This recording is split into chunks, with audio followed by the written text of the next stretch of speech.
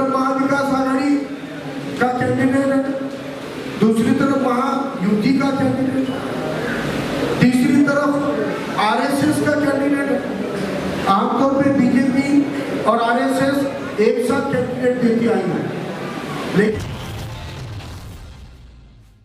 बिस्मिल्लाहिर्रहमानिर्रहीम। मैं engineer Mohammed Shiban Abdullah, youth welfare president Nanded. आज फ़ारूक अहमद साहब से हमने एक मीटिंग रखी थी मेज़बान होटल में, जिस पे फ़ारूक अहमद साहब को हमने समर्थन दिया और हम पूरे यूथ विंग हमारी पूरी फ़ारूक अहमद साहब के साथ हैं। हम किसी भी हालत में फ़ारूक अहमद साहब को 10,000 वोट दिलाएंगे।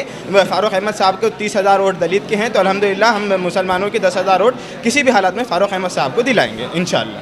ख़वातीन विंग की तरफ से वंचित बहुजन आघाड़ी के उम्मीदवार के लिए क्या एक्टिविटीज़ किए जाएंगी? जी इंशाल्लाह वेलफेयर पार्टी ऑफ वुमेंस की तरफ से कैंपेनिंग होगी।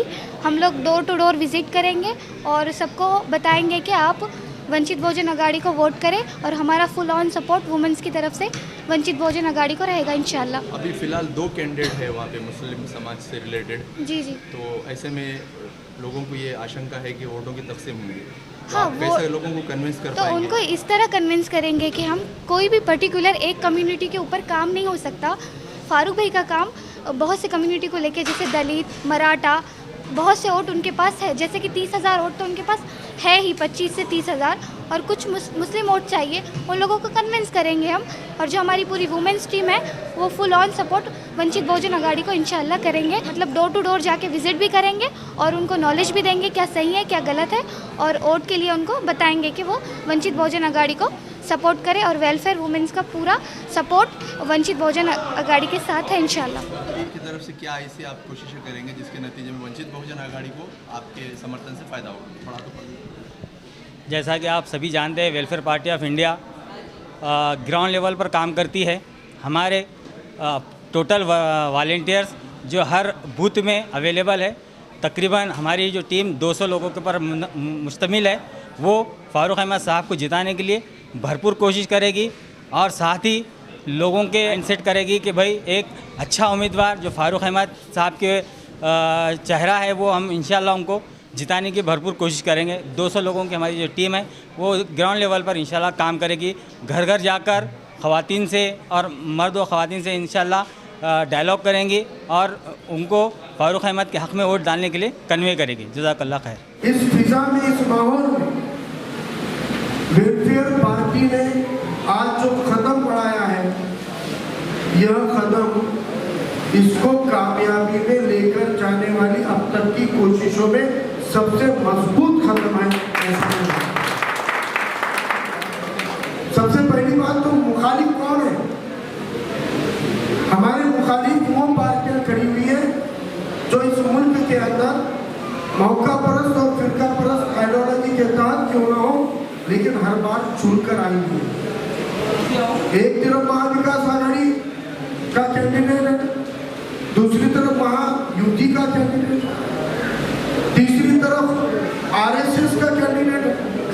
आमतौर पे बीजेपी और आरएसएस एक साथ कैंडिडेट देती आई है, लेकिन नांदेड़ में 19 में भी और 24 में भी बीजेपी शिवसेना एकनाथ शिंदे का कैंडिडेट अलग है और आरएसएस का कैंडिडेट अलग है।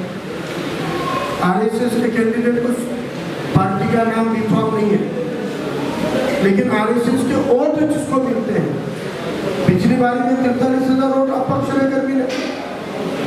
कैसे मिले? 43,000 लोग एक इंडिपेंडेंट, तो उसमें तकरीबन 26 से 28,000 आरएसएस के वोटर थे। तो इस बार हमको बीजेपी के 2 रूप हैं, एक कमल के सिंबल पे और एक सेगड़ी के सिंबल पे। तो ये 2 आरएसएस के बीजेपी के रूप हैं और एक महाविकास आघाड़ी का वो रूप है जो चुनकर आकर भी 5 साल में कभी अक़लियती तबक़ात को, पिछड़े तबक़ात को तवज्जो देने का काम नहीं किया।